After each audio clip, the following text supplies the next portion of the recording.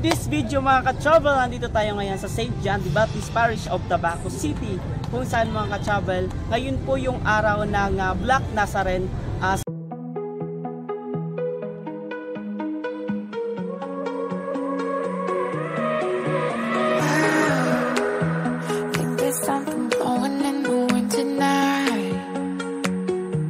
This video mga ka-travel, nandito tayo ngayon sa St. John the Baptist Parish of Tabaco City, kung saan mga ka-travel, ngayon po yung araw ng Black Nazaren solemn procession here in Tabaco City. Kung saan mga ka-travel, i-feature po natin ang Black Nazaren dahil ito po ang first time ever na i-feature po natin dito sa Travel to Bicol. Tradisyon ng mga Pilipinong Katoliko mga ka-travel ang sumama or makilahok sa prosesyon ng Black Nazaren dahil dito ipinapakita natin kung ano yung gusto nating hilingin sa poong Nazareno. At dito natin mga ka-travel na ipapakita yung pagmamahal natin bilang isang Romang Katoliko. Ang Nazareno mga ka-travel is sineselebrate po siya every year. So taon-taon po nagkakaroon ng selebrasyon ng Black Nazaren sa lahat ng mga Katolikong Pilipino. So mga ka-travel, ang Black Nazaren ay nagsimula po yan sa Quiapo, Maynila.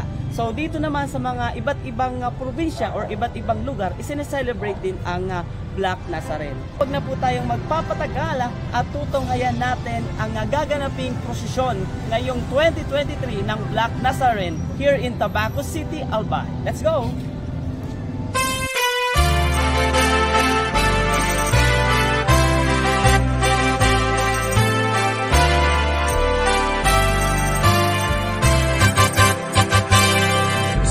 Padre Jesus Nazareno, sinasamba ka namin, pinipinto ka namin, aral mo ang aming buhay at kaligtasan, nuestro Padre Jesus Nazareno. Iligtas mo kami sa kasalanan. Ang krus mong pinamatayan ay sagisag ng aming kaligtasan. Nuestro Padre Jesus Nazareno, dinarangal ka namin. Nuestro Padre Jesus Nazareno, niluluwalhati ka namin. Nuestro Padre Jesus Nazareno, dinarangal ka namin. Nuestro Padre Jesus Nazareno, niluluwalhati ka namin. Nuestro Padre Jesus Nazareno, sinasamba ka namin, pinipinto ka namin, aral mo ang aming buhay at kaligtasan. Padre Jesus Nazareno, iligtas mo kami sa kasalanan. Ang krus mong pinamatayan ay sagisag ng aming kaligtasan. Nuestro Padre Jesus Nazareno, dinarangal ka namin.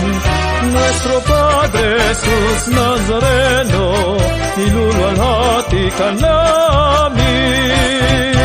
Nuestro Padre Jesus Nazareno, dinarangal ka namin. Nuestro Padre Jesus Nazareno, niluluwalhati ka namin.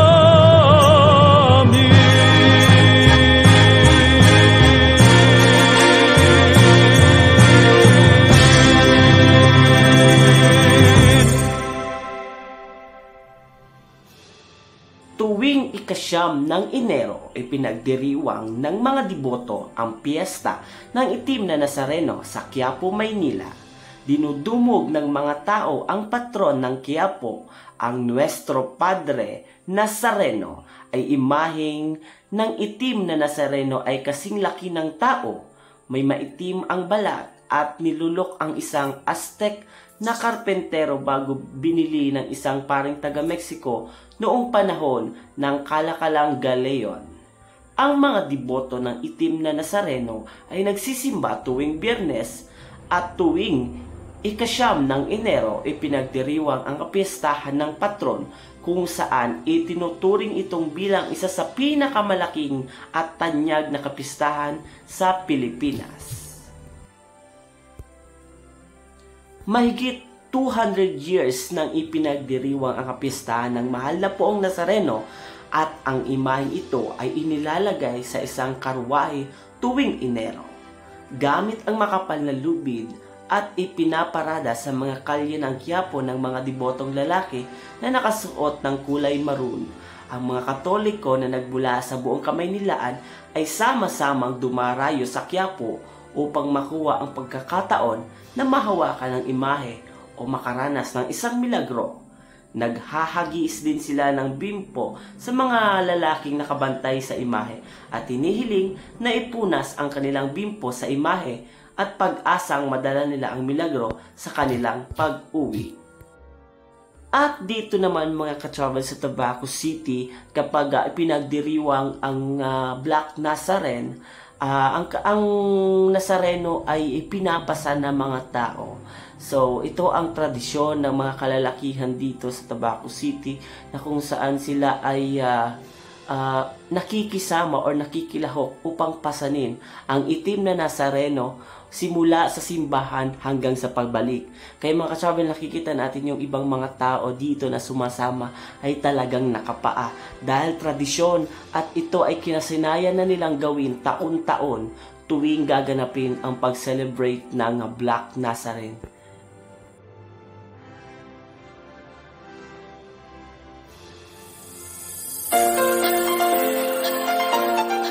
RGM deliver you the best products. What you want, we have it all.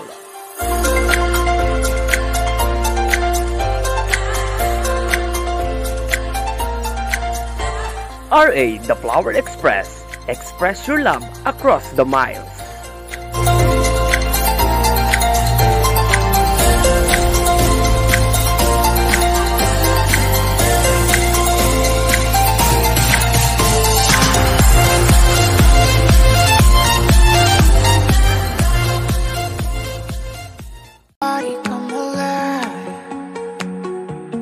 Skin on my skin, oh.